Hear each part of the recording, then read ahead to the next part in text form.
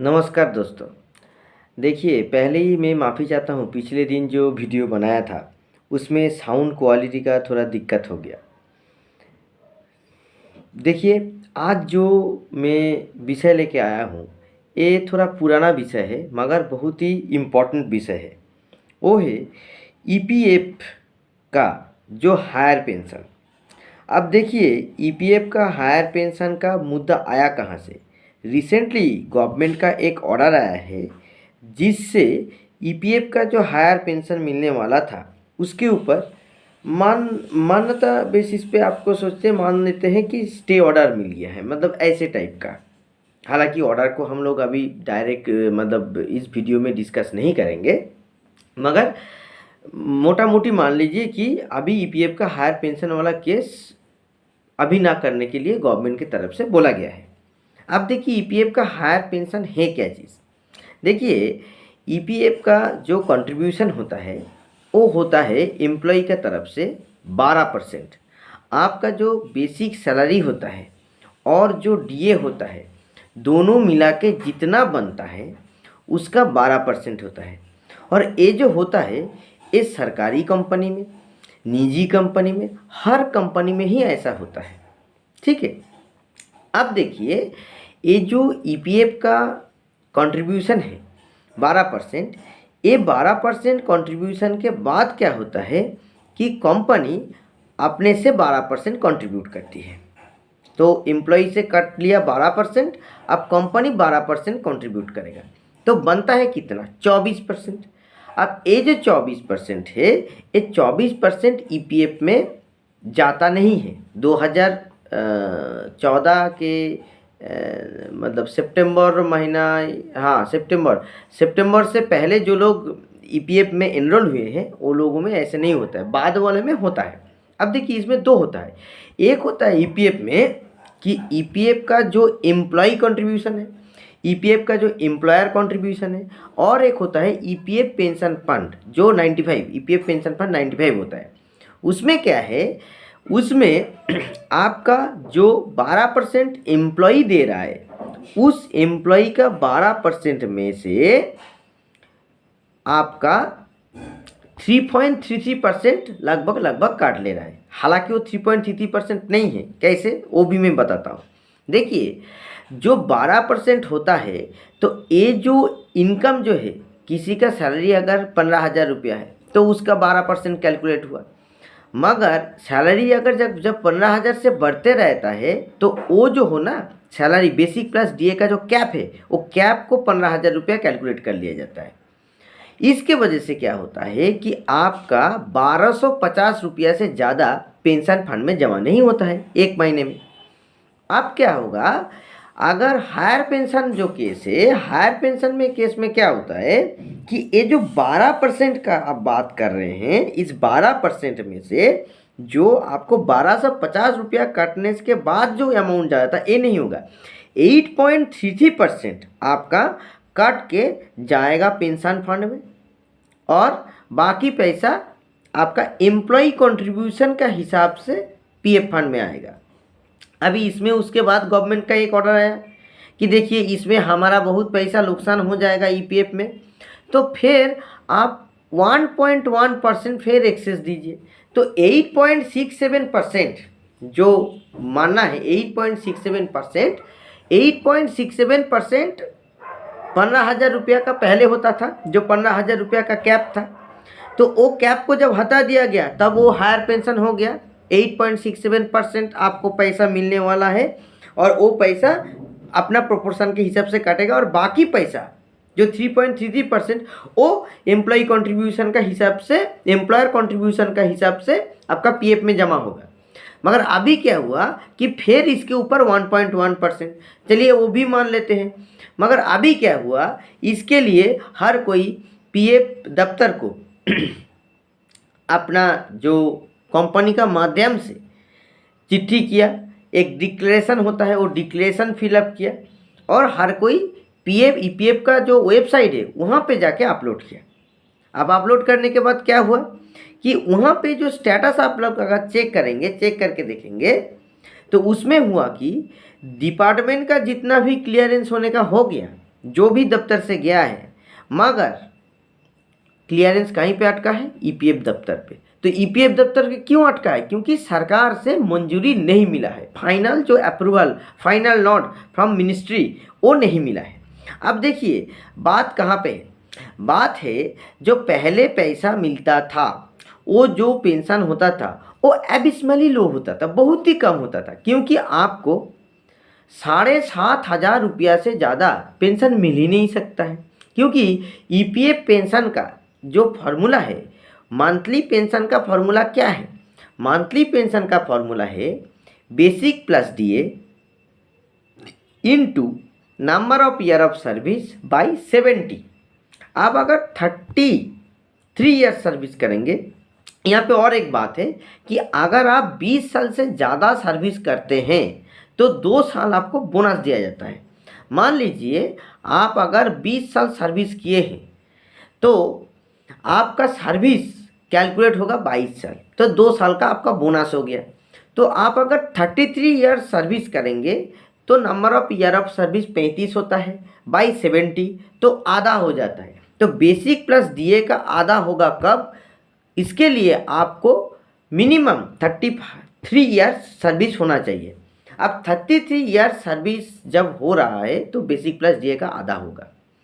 अब इसमें क्या है कि ये बेसिक प्लस डीए का कैप पहले कितना था? जो ओल्ड जो ईपीएफ का रेजिम है, ईपीएफ का रेजिम में वो तो 15,000 बोल दिया गया है, तो 15,000 का आधा कितना होगा? 7,500 होगा। तो 7,500 से ज़्यादा हो ही नहीं सकता है। तो अभी क्या है, और ये 7.5 और डिडक्शन कैसे होता था? वो जो 15,000 रुपया है उसका 8.67%, 15,000 कैप दे दिया गया था, उसीलिए 1,250 रुपया उसका होता था। अभी क्या है, अभी परिस्थिति क्या है? अभी परिस्थिति है उसको हटाने के लिए बोला गया, जो एक सुप्रीम कोर्ट का राय आया था। अब उसमें क्या हुआ, उसमें सरकार से अभी थोड़ा कुछ केसेस हुआ है, और वो यूनियन के पास, एसोसिएशन के पास ये सब का सबूत है कि कौन सा केस पे हुआ है, और इसके लेके फिर कोर्ट में जाने के लिए बहुत जन सोच रहा है, और लगता है कि मिल जाएगा, थोड़ा डिले होगा मगर मिलेगा। देखते हैं क्या होता है, उस बारे में भी हम लोग अपडेट दे देंगे। मगर आप लोग हिसाब समझ लीजिए, अगर आप अब आपका देखिए पहले वाला में और इसमें क्या अंतर है। पहले में जो पैसा आपसे कटता था वो पैसा ईपीएफ में जमा हो रहा है, तो उसके ऊपर तो ईपीएफ का जो 8% जो वैरी करता है इंटरेस्ट रेट, उसमें इंटरेस्ट मिलता था। मगर पेंशन फंड में जो पैसा जमा होगा उसके ऊपर तो कोई इंटरेस्ट नहीं देगा ना। तो पैसा जो कॉर्पस है ईपीएफ का वो बढ़ जाता था। अभी क्या है, अभी हायर पेंशन केस में वो कॉर्पस नहीं बढ़ेगा, मगर आप किसका फ़ायदा होगा? कैलकुलेशन करके देखा गया है, अगर एम्प्लॉई रिटायरमेंट के बाद 68 ईयर से ज़्यादा जीते हैं तब जाके उनको फ़ायदा मिलेगा। कैसे कैलकुलेट किया गया है कि वो जो पैसा है वो पैसा को 8% ब्याज के हिसाब से, इंटरेस्ट के हिसाब से अगर रखा जाएगा तब जाके कितना टाइम पे वो रिपेमेंट होगा, वो हिसाब करके देखा गया है। 68 से ज़्यादा जीना पड़ेगा एम्प्लॉय को। एम्प्लॉय का मरने के बाद उनका फैमिली को आधा पेंशन मिलेगा।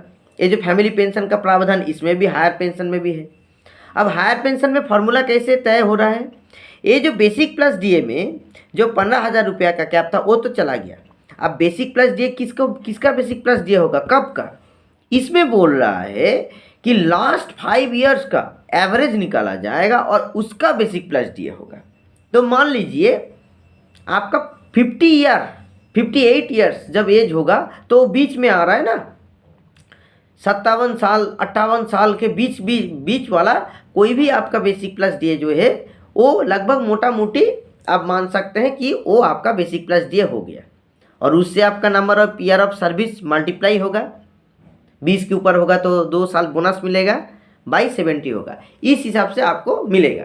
इसके वजह से क्या होगा कि अगर जैसे आप लोग पहले जो कैप था 15,000 रुपये का और उस हिसाब से पैसा कटाए थे, तो वो जो पैसा आप कम कटाए थे तो वो पीएफ फंड में चला गया, तो वो पैसा वापस देना पड़ेगा।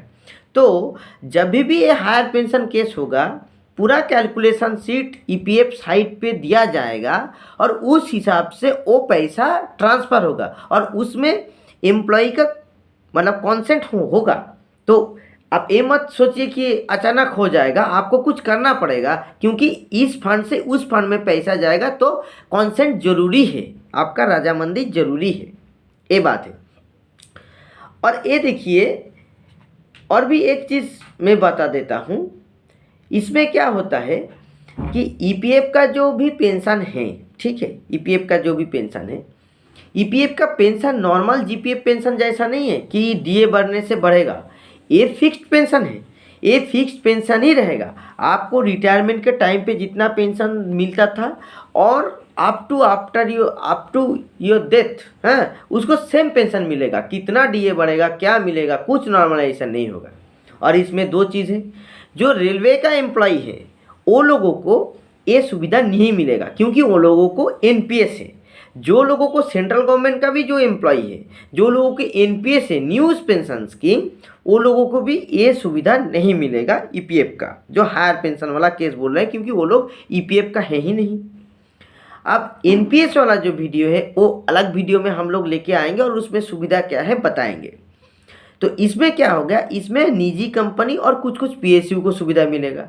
अब देखिए, निजी कंपनी को जो एम्प्लॉई है वो लोगों को ज़्यादा सुविधा मिलेगा नहीं इसमें, क्योंकि ज़्यादातर केसेस में क्या होता है, जो निजी कंपनी होता है वहाँ पे मैं एक्सपीरियंस का हिसाब से बोल रहा हूँ कि यहाँ पे क्या होता है, जो 12% काटता है ना, तो एम्प्लॉय का जो 12% काटता है, तो एम्प्लॉय को बोला जाता है कि आप पीएफ कटाओगे कि नहीं कटाओगे, मिनिमम पीएफ कटाओगे कि ज़्यादा पीएफ कटाओगे।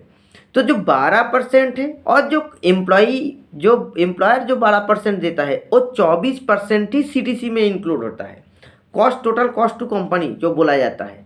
तो ये मानिए कि और वहाँ पे हर कोई कटाता नहीं है, और ये भी जरूरी नहीं है कि आपको अभी 1 लाख रुपया बेसिक प्लस दिए हैं, कल जाके दूसरा कंपनी ज्वाइन कीजिएगा तो वो तनख्वाह बढ़ेगा ही, ये तो जरूरी नहीं है। बीच में रिसेशन आ सकता है, बहुत सारा चीज़ आ सकता है, तो उसमें कम भी घट भी सकता है, जो सरकारी में कभी नहीं होता है। तो ये जो बेसिकली जो फैसिलिटी है, ये जो सीपीएससी है पीएसयू से उसको मिलेगा, ठीक है।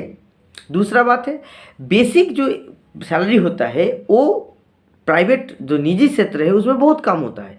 तो जो मैनिपुलेशन करके जो देखा गया है ना, जो पीएफ का कंट्रीब्यूशन है, तो पीएफ का कंट्रीब्यूशन ज़्यादा हो भी नहीं सकता है, तो उस हिसाब से वो लोगों को फैसिलिटी बहुत कम मिलेगा।